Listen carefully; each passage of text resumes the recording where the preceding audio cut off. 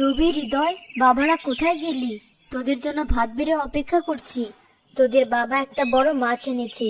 মাছটা ভালো করে রান্না করেছে। তাড়াতাড়ি খেতে আয়। শোনো মা, আমি কিন্তু আজকে মাছের মাথাটা খাবো। অনেকদিন হয়ে গেল মাছের মাথা খেতে ইচ্ছে করছে। সে কি কথা? তোদের বাবা থাকতে মাছের মাথা খেতে চাস? বাড়িতে বাবা থাকলে মাছের মাথা ছেলে মেয়েদের খেতে নেই। এটা কোন দেশের আইন মা? আমি এসব আইন টাইন মানি না। আমি মাছের মাথা খেতে পছন্দ করি। আমাকে মাছের মাথা খেতে দাও। তোর ভাই তো কখনো এরকম করে না। সে তো সবসময় তার বাবা মার কথাই আগে ভাবে। তোর ভাই সারাদিন খেটে মরে। তোর বাবার সাথে ধান খেতে কাজ করে, পুকুরে মাছ মারে। তুই তো সারাদিন গায়ে হাওয়া লাগিয়ে ঘুরে বেড়াস। হা মা, কি শুরু করলে? রবি এখনো ছোট। ও যখন বড় হবে তখন কাজ করবে। ওকে এখন আর বকাবকি করো না। ওকে আর লাই দিয়ে মাথায় তুলতে হবে না। লাই দিয়ে দিয়ে ওকে নষ্ট করেছিস। তাই তো কোনো কাজ করে না, সংসারের কোনো দায়িত্ব পালন করে না। আমি তো খারাপ। আমি যা করি তাতেই দোষ। সব গুণ রয়েছে তোমার বড় ছেলের মধ্যে। আমি ভাত খাবো না, এই চললাম। তোমরাই খাও। রবি, লক্ষ্মী ভাই আমার, খাবারের থালা ছেড়ে উঠতে নেই। এতে সংসারের অকল্যাণ হয় ভাই। লক্ষ্মী ছেলে, খেয়ে নে। আজকে আমি তোকে বিকেলে মেলায় নিয়ে যাব। সেখানে তুই যা ইচ্ছে তাই কিনিস। সত্যি বলছো ভাই? সত্যি তুমি আমাকে মেলায় নিয়ে যাবে? ঠিক আছে, আমি এই তো খেয়ে নিচ্ছি। কিন্তু মা শোনো, আমার সাথে আর কখনো এরকম খারাপ ব্যবহার করবে না। তাহলে কিন্তু আমি বাড়ি ছেড়ে কোথাও একটা চলে যাব। কোথায় যাবি তুই? সেই তো দিন শেষে আবার এখানেই ফিরে আসবি। হয়েছে, আর কথা না বাড়িয়ে এবার খেয়ে নে।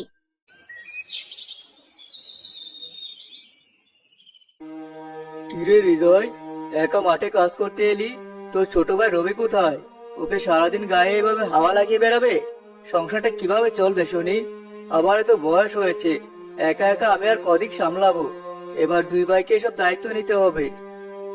রবি আসতে রাজি হলো না বাবা। ও মনে হয় বাইরে কোনো কাজে গেছে। ঠিক আছে, আমি আজকে না হয় ধান খেতে কাজ করে দিচ্ছি। তুমি বাড়িতে গিয়ে বিশ্রাম নাও। বাইরে আবার কিসের কাজ? এসব আমার একদম ভালো লাগছে না। ওর এসব অবহেলা আর অলসতার জন্য জীবনেও কিছুই করতে পারবে না। বাবা, ও এখনো বড্ড ছেলে মানুষ। সংসারের দায়িত্বের ব্যাপারে ও এখনো কিছু শিখে উঠতে পারেনি। যখন বড় হবে তখন ঠিক দেখবে, সংসারের কথা ভাববে। মহাজনের কাছে আবার কত টাকা ঋণ। জমিটা বন্ধক নিয়ে টাকা এনেছিলাম। তোর মার চিকিৎসা করিয়েছিলাম। এই টাকা যদি সময় মতো শোধ করতে না পারি, তাহলে এই বাড়িঘর সবকিছু নিলামে উঠবে। বাবা, তুমি কোনো চিন্তা করো না তো। দরকার হলে আমি জঙ্গলে কাঠ কাটার কাজ করব। কাঠ কেটে বাজারে বিক্রি করলে নাকি অনেক টাকা পাওয়া যায়। তুই আর কত করবি এই সংসারের জন্য? এখন ছোট ভাইটাকে কাজকর্ম শেখা। এভাবে বাউন্ডুলের মতো ঘুরে বেড়ালে জীবন কাটবে না। হয়েছে বাবা, আর কথা বলো না। এবার বাড়িতে যাও। আমি ধান কাটার কাজ শেষ করে জঙ্গলে যাব কাঠ কাটতে। এরপর বাড়িতে ফিরে আসবো।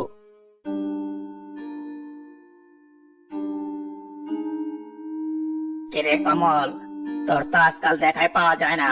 বাড়িঘর বন্ধক নিয়ে এতগুলো টাকা নিয়ে রেখেছিস। সুদ সমেত কত টাকা হয়েছে জানিস? আমাকে আর কয়েকটা দিন সময় দিন, আমি আপনার টাকা ঠিক শোধ করে দেব।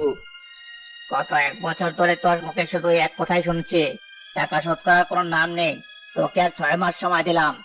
এর মধ্যে সমস্ত টাকা শোধ করতে না পারলে ছেলেদের আর বউকে নিয়ে রাস্তায় নামাবো। এভাবে কেন বলছেন কাকা? বাবা তো বলেছে আপনাকে টাকা শোধ করে দেবে। শুধু একটু সময় দরকার। আমি নিজে আপনার টাকার দায়িত্ব নিচ্ছি। হ্যাঁ হ্যাঁ হ্যাঁ, তুই আবার কিভাবে টাকা শোধ করবি? তুই তো আর কোনো কাজকর্ম করিস না, বাবার খেতে ধান কাটিস। এই করে তুই টাকা শোধ করতে পারবি? এসব টাল বাহানার কথা শুনতে চাই না। টাকাগুলো দিয়ে দে, তোরাও বাঁচ আর আমিও বাঁচি। বাবা, তুমি কোনো চিন্তা করো না। আমি আজ থেকে জঙ্গলে গিয়ে কাঠ কেটে বাজারে বিক্রি করব। এতে অনেক টাকা উপার্জন করা যাবে। তোর তো অনেক পরিশ্রম হয়ে যাবে রে বাবা। সারাটা দিন মাঠে কাজ করবি, সংসারের সব দায়িত্ব পালন করবি, আবার জঙ্গলে কাঠ কাটতে যাবি। তুই তো অসুস্থ হয়ে যাবি বাবা। তুমি শুধু শুধু চিন্তা করছো, আমার কিছুই হবে না। দেখবে আমাদের সংসারে আর কোনো সমস্যা থাকবে না। ভাইয়া, তুমি না বলেছিলে আমাকে নিয়ে আজকে মেলায় যাবে? সেখানে আমাকে অনেক কিছু কিনে দেবে। হতচ্ছাড়া বাদর ছেলে, সংসারে কোনো কাজই তোকে পাওয়া যায় না, আর এখন নাকি তিনি মেলায় যাবেন? যা, আমার চোখের সামনে দূর হয়ে যা। তোর মতো অবদার্থ ছেলের মুখ যেন আমাকে দেখতে না হয়। রবি ভাই আমার, আজকে আমাদের কারো মন ভালো নেই। আজকে মহাজন কাকা এসেছিল, আমাদেরকে টাকা শোধ করার জন্য অনেক চাপ দিচ্ছে।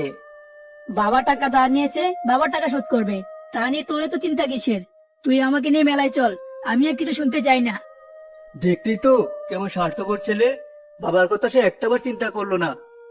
কালকে থেকে তুই তোর ভাইয়ের সাথে জঙ্গলে যাবি আর কাঠ কিনে এনে বাজারে বিক্রি করবি। বাড়ি মজার কথা বললে তো বাবা, আমি নাকি জঙ্গলে গিয়ে কাঠ কাটবো? তোমার মাথা কি ঠিক আছে? আমি এসব করতে পারবো না। কাঠ কাটতে কত পরিশ্রম হয়, এসব তোমার বড় ছেলেই পারবে, আমার দ্বারা এসব সম্ভব না। ভাই আমার, এরকম করলে কি আমাদের সংসার চলবে? তুই যদি আমাদের সহযোগিতা না করিস তাহলে আমাদের জীবন তো আর কঠিন হয়ে পড়বে। হয়েছে, তোমাকে আর আমার মেলায় নিয়ে যেতে হবে না, আমি একাই মেলায় যাব। কিছু টাকা দাও। টাকা কি গাছে ধরে? যখন চাইবি তোকে টাকা দেবে। যা ভাগ এখান থেকে, একটা কানা করিও তুই পাবি না। এখানে 10 টাকা আছে, এটা দিয়ে কিছু কিনে নিস। ঠিক আছে বাবা, আমি গেলাম। তুমি আমার সাথে আজকে যে খারাপ ব্যবহার করলে সেটা মনে রাখবো। সৃষ্টিকর্তা, এ তুমি আমাকে কোন পাপে শাস্তি দিলে? দুটো ছেলে আমার সম্পূর্ণ দুই রকম, একজন দায়িত্বশীল আর একজনের কোনো দায়িত্বই নেই। জানি না তুমি আমার ভাগ্যে কি লিখে রেখেছো। পরের দিন হৃদয় গেল জঙ্গলে কাজ করতে। কত সকালবেলা এই জঙ্গলে কাঠ কাটতে এলাম, অথচ একটা ভালো গাছও পেলাম না যেটা বিক্রি করলে কিছু টাকা পাওয়া যাবে। হে সৃষ্টিকর্তা, তুমি আমার বাবা মার কথা ভেবে হলেও আমাকে কিছু রোজগারের পথ দেখাও। কেউ আছো? দয়া করে আমাকে একটু সাহায্য করো। কি ব্যাপার, এই ঘন জঙ্গলে কে কাটাকাটি করছে? আরে বুড়িমা, এই জঙ্গলে তুমি কি করছো? আর বলিস না, আমি যাচ্ছিলাম আমার মেয়ের বাড়িতে বেড়াতে। এই ঘন জঙ্গলে পথ হারিয়ে ফেলেছি। আজ সারাদিন শুধু পথ খুঁজে বেড়াচ্ছি। প্রচন্ড খিদেতে কাতর হয়ে পড়েছি। ও আচ্ছা, এই কথা।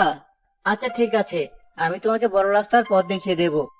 আর নাও, আমার সাথে কিছু খাবার আছে, তুমি এগুলো বরং এখন খেয়ে নাও। আরে না না, তোর খিদে লাগলে তুই কি খাবি?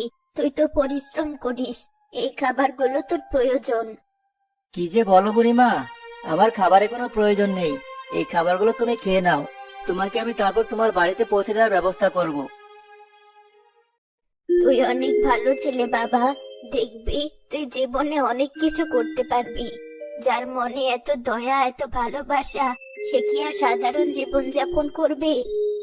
আমি জীবনে অনেক কিছু পেতে চাই না বুড়িমা, আমি শুধু আমার বাবা মায়ের সুস্থতা চাই, তাদের ভালো থাকা চাই, আর আমাদের সংসারের জন্য কোনো অভাব না থাকে। সততার সাথে আমরা 3 বেলা ভাত খেতে পারি, এটাই সৃষ্টিকর্তার কাছে একমাত্র চাওয়া। পারবি, তুই জীবনে সবকিছুই পারবি। তুই তোর কাজে যা, আমাকে তোর পথ দেখাতে হবে না। আমি একাই আমার পথ খুঁজে নিতে পারবো। কি বলছো তুমি? তোমাকে তোমার বাড়ির পথে পৌঁছে দিয়ে আমি আমার কাজ শুরু করব।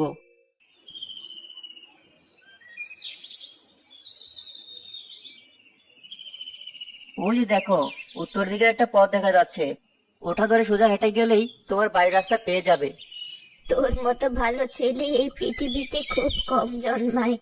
যা, তুই তোর কাজে যা এখন, তাহলে আমি আমার বাড়ির পথে রওনা হই। কেউ কি আছো? আমাকে একটু পানি খাওয়াতে পারো? আমি অনেক তৃষ্ণার্ত, চোখে দেখতে পাই না। অনেক দিন ধরে এখানে ধ্যানরত অবস্থায় আছি। সাধু বাবা, আপনার পানি প্রয়োজন? দাঁড়ান, আমি আপনার জন্য পানি নিয়ে আসছি। কিন্তু আশেপাশে তো দেখে মনে হচ্ছে কোনো জলাশয় নেই। আমাকে একটু দূরে পানি আনার জন্য যেতে হবে, সেই পর্যন্ত আপনি একটু অপেক্ষা করুন। জানি না বাবা তুই কে, কিন্তু সৃষ্টিকর্তার কাছে আমি তোর জন্য অনেক আশীর্বাদ করব।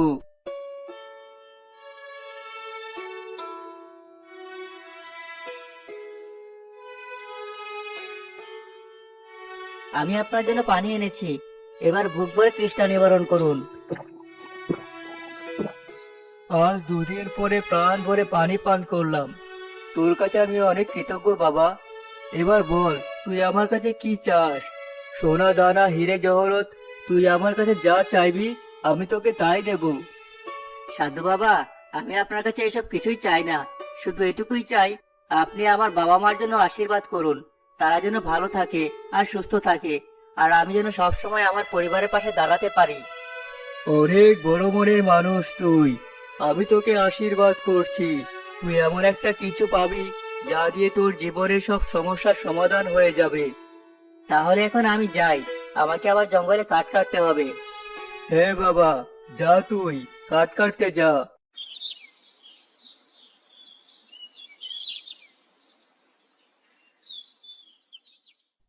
কেউ কি আছো? আমাকে একটু সাহায্য করো। গতকাল রাতে ঝড়ের কারণে আমি একদম নুয়ে পড়েছি, সোজা হয়ে দাঁড়াতে পারছি না। আমাকে একটু সোজা করে দাও। কি আশ্চর্য, এই গাছটা তো দেখা যায় মানুষের মধ্যে কথা বলতে পারে। গাছ, তোমার হয়েছে কি? কি বলছো তুমি? মানব, গতকাল রাতে প্রচন্ড জ্বর হয়েছিল, তাতে আমি একেবারে এই নুয়ে পড়েছি। আমাকে একটু সোজা করে দাও। ও আচ্ছা, এই ব্যাপার। এটা তো খুব সোজা, আমি তোমাকে এখনই সোজা করে দিচ্ছি।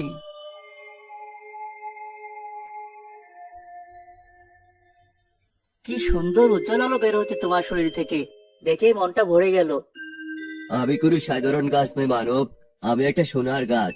আমার শরীরে যা দেখতে পাচ্ছ সবই সোনা, আর আমার ফলগুলো হীরার ফল। তুমি আমার এত বড় উপকার করলে, তুমি আমার শরীর থেকে হীরের ফলগুলো ছিঁড়ে নিয়ে যাও। না না সোনার গাছ, আমার হীরের ফলের কোনো প্রয়োজন নেই, আমার টাকা পয়সার প্রতি কোনো লোভ নেই। তা বললে তো আমি শুনবো না। তুমি আমার উপকার করেছো, একটা ফল তোমাকে নিতেই হবে, আর এটা বিক্রি করে তুমি অনেক টাকা পাবে। এটা তোমার উপহার। ঠিক আছে, এত করে যখন বলছো, তাহলে একটা হীরের ফল আমি ছিঁড়ে নিয়ে যাচ্ছি।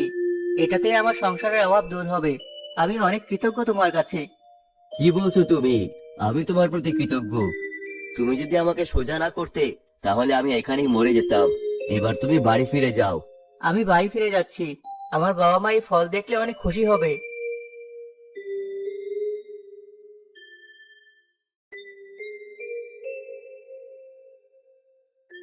হীরের ফল?